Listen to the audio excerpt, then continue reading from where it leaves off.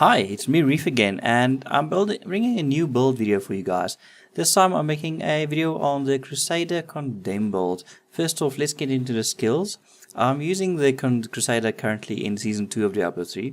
And well, okay, let's start with the Paragons. Paragon-wise, I've spent most of my Paragons in movement speed. I only got to 15% because my boots have 10% movement speed.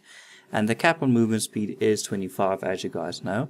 So going above that's a waste of your Paragon points. You'll be better off spending the rest in strength itself because that gives you armor and damage. Next on offense, obviously for a Crusader, cooldown reduction is your most important skill because you want to have your accurate champion on as much as possible. So that's first max at 10%, and then next on is critical hit damage. That's currently on 30% because that's all Paragon that I have. Defense wise, I start with armor because that's the highest amount I have as base, so that's plus 25% of what I currently have because strength gives me armor, and obviously as a Crusader you also have the shield which also helps with your armor count. And then next on I'm going for resist all, and utility I'm going for resource cost reduction. I'll show you guys why in a bit, and then area damage. Okay, so onwards to the skills. Skills wise, I'm using as my primary attack is slash zeal rune that gives me increased attack speed, and this helps me generate wrath more. Utility, steed charge, endurance. I'm using endurance because your steed charge lasts a bit longer. This really helps with moving around on the map a bit.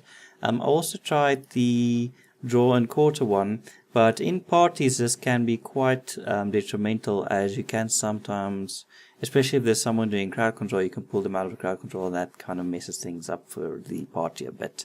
And then on my action bar skills, I have accurate champion, which is a must-have in most of the Crusader builds with profit. That gives me a 150% additional armor while accurate champion is active.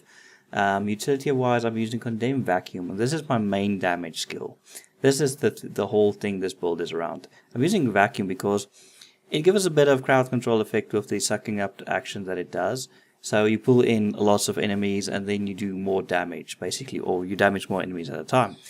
Laws, I'm using Laws of Valor Unstoppable Force for the 50% wrath cost reduction, which is really good in this build. And once again, I'll show you guys, because you can see Condemn has a 15-second cooldown. You're wondering, why would I need wrath cost reduction if I have no skills that you actually use wrath?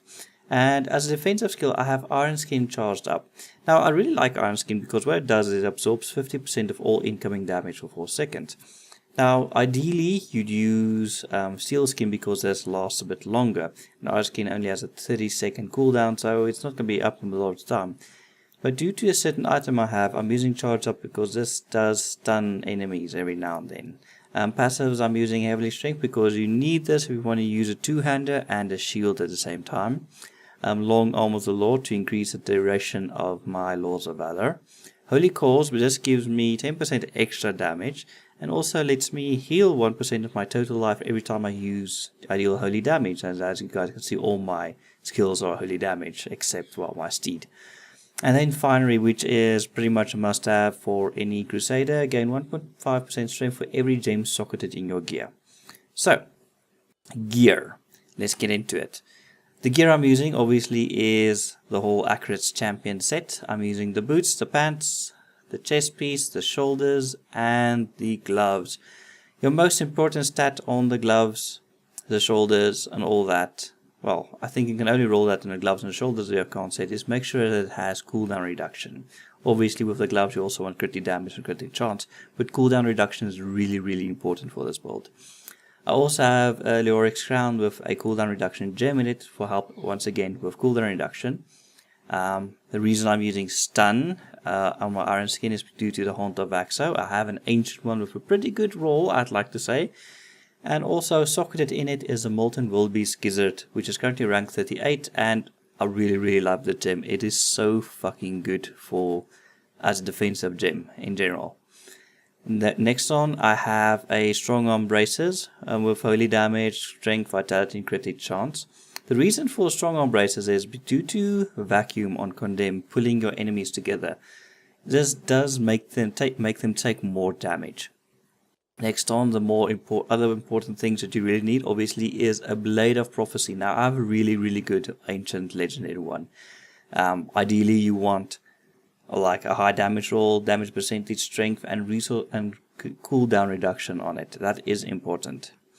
Also, you would want a Friday's Wrath shield.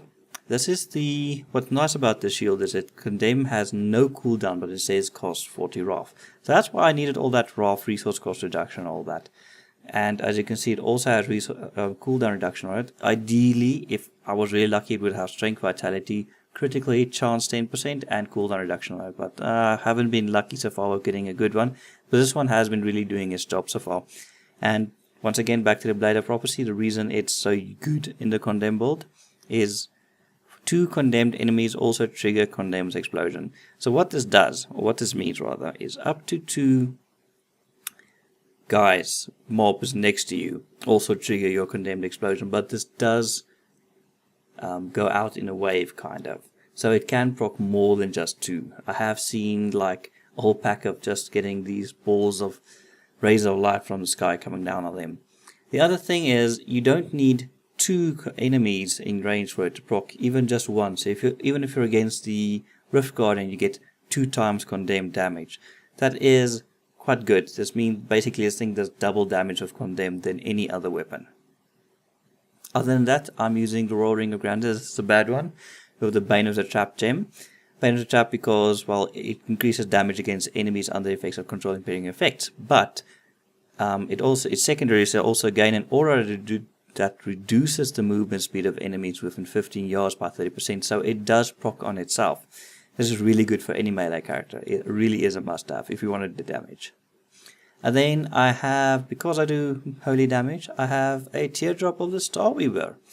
And that does 50% chance on hit to smite a nearby enemy for 3080% weapon damage as holy, and it smite a nearby enemy every 5 seconds. So every 5 seconds it does 3000% weapon damage by itself, and because I do holy damage and I have increased attack speed on holy damage, actually, it does proc a lot more. Also, the Stone of Jordan is pretty good, I have to say. Holy skill damage, strength, and increased damage against elites by 30%. So I'm pretty happy so far with my gear that I have. Just one last thing, I also have the Belt of Trove. Now, this is the Season 2 only legendary belt for the Crusader. It will be available for non-seasons when the season is over, but I really like this belt. What it does is every 6 to 8 seconds, it calls down bombardment on a random nearby enemy. And what bombardment does, if you don't know by now, let me just find it quickly. Let me use this one. Okay, here it is. Bombardment by itself is call in an assault from afar, raining 5 spheres of burning pitch and stone onto enemies around you, dealing 2,850 total weapon damage to enemies within 12 yards of the impact zone. And usually this skill has a cooldown of 60 seconds, and it does quite a lot of damage. But with this belt, basically you get the base bombardment rune cast every 6 seconds on my one, because mine is a roll of 6 seconds. But it's a bit cooler than that. If you want to exchange Iron Skin for bombardment, the runes that you have here does affect what kind of bombardment that belt casts. Also, if you use a weapon like the Mortal Drama, which double the number of bombardment impact, it also affects that belt, the bombardment that belt casts. So you can do quite some good things with that, some freaky things. I don't have a good Mortal Drama yet, so I haven't really tested it out, its viability and all that, but I'll probably do that when I have a good one and use it alongside with the Phalanx build. But yeah, other than that, as you can see, Season 2 has been really good with me. I have a Wand of Woe so far, which I haven't found out of Seasons yet, a Furnace, obviously this ancient Blade of Prophecy and all this other gear. I even have a fucking Star Metal Cookery, which I haven't been able, well, I say that, but I've been able to get a few of these so far, but I don't have any other class in Seasons and I'm still getting this. So this is basically the skills, the items, the Paragon levels spent in action, and now I'm just gonna show you guys how the world works, or looks in theory. Okay, so let's start that, get into a Torment 6 Rift.